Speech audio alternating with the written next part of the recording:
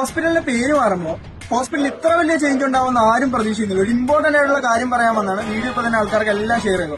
ഞാനിപ്പോ നിൽക്കുന്നത് കരുനാഗപ്പള്ളിയിലെ ഏറ്റവും ഫേമസ് ഹോസ്പിറ്റലായുള്ള കിംസ് ഹോസ്പിറ്റലിന് മുന്നിലാണ്. പഴയ വലിയത്തെന്ന് പറഞ്ഞാൽ എല്ലാവർക്കും അറിയാം.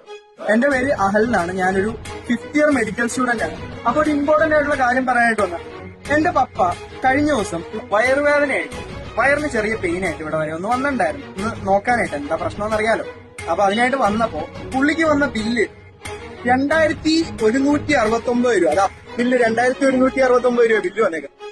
നിങ്ങൾ വിചാരിക്കും എന്തോ സ്കാനോ കാര്യങ്ങളോ എന്തൊക്കെയോ എടുത്തതിന്റെ ബില്ലാണ്. വേറൊന്നുമില്ല, പാരസെറ്റമോളിന് ഇഞ്ചക്ഷൻ എടുത്താൽ 2169 രൂപ. കിംസ് ഹോസ്പിറ്റൽ എന്ന് പറയുമ്പോൾ തന്നെ നമുക്ക് നാട്ടിലെല്ലാം ഒരു വിലയുണ്ടല്ലേ. അപ്പൊ വലിയത്ത് കിംസ് ആയതിനു ശേഷം ഉണ്ടായി വന്നേക്കുന്ന ഒരു ചേഞ്ചാണ് ഈ കാണുന്നത്.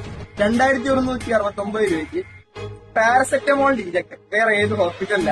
എനിക്ക് മനസ്സിലാവുന്നില്ല. ഇവിടെ ശരിക്കും പറഞ്ഞ കൊള്ളയാണ് കഴിച്ച് നടക്കുന്നത്. വെറും പച്ചയ്ക്കുള്ള അറുപ്പാണ് നടക്കുന്നത്. കഴിഞ്ഞ 24-ാം തീയതി ഏകദേശം ഒരു 9 മണിയോടെയാണ് പപ്പ ഇവിടെ എത്തിയത്.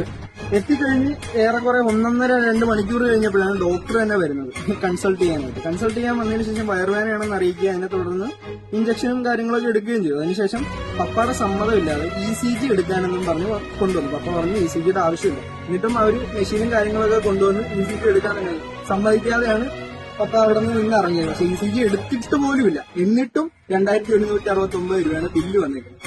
ഇതേപോലുള്ള കാര്യങ്ങള് നിങ്ങളെ അറിയിക്കാൻ വേണ്ടിയിട്ടാണ് ഞാൻ ഇങ്ങനൊരു വീഡിയോ ചെയ്യുന്നത്. അപ്പോ ആരും ഇങ്ങനെയുള്ള ഹോസ്പിറ്റൽസിന്റെ ചതിയിൽ പോയി പെടാണ്ടിരിക്കും. പ്രൈവറ്റ് ഹോസ്പിറ്റൽസിന്റെ ചതിയിൽ പോയി വീഴാണ്ടിരിക്കും. ഇത് ഒരു കാര്യം പറയാനാണെങ്കിൽ ഹെൽത്ത് കെയർ എന്ന് പറയുന്ന ഒരു സംഭവം ഒരു കാരണം വെച്ച് കഴിഞ്ഞാലും ഇത്ര അധികം ആൾക്കാരെ അറുത്തുകൊണ്ട് കാശുണ്ടാക്കാനുള്ളൊരു വഴിയല്ല.